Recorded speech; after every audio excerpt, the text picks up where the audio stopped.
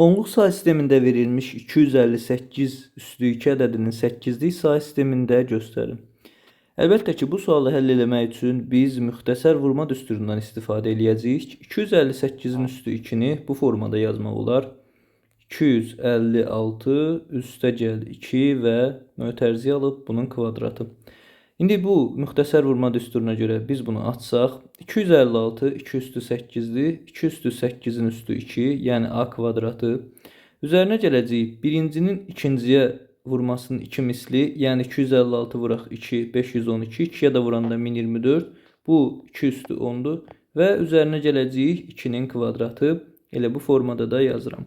İndi birinci ifadəni sadələşdirsək, 2 üstü 8 vurulsun 2, yəni bu 2 üstü 16 deməkdir. 8 2'ye vurulur. Üstə gəl 2 üstü 10 və üstə gəl 2 üstü 2. Bu formada qaldı.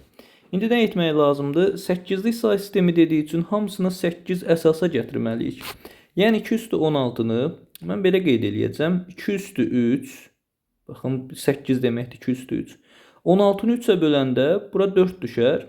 2 üstü 12 eləyər. Vuraram 2 üstü, deməli, hətta 5 eləyər. Mən 4 yazmayayım. 16'nı 3'ə böləndə 5 eləyər.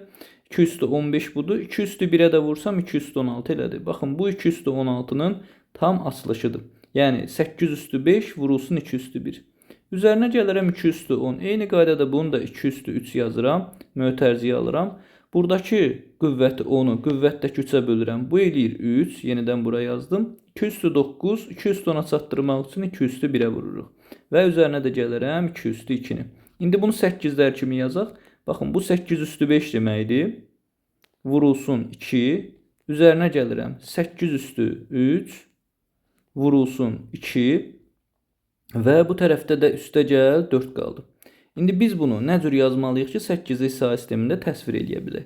Baxın, ən böyük qüvvət hansıdır? 5'dir. Biz o zaman 0, 1, 2, 3, 4, 5'ə qədər nömrələdik. Fikir verin, 8 üstü 5'in qarşısında 2 var. Mən ona görə bu 5'in altına 2 yazıram. Yəni 5'incisi burada 2'dir.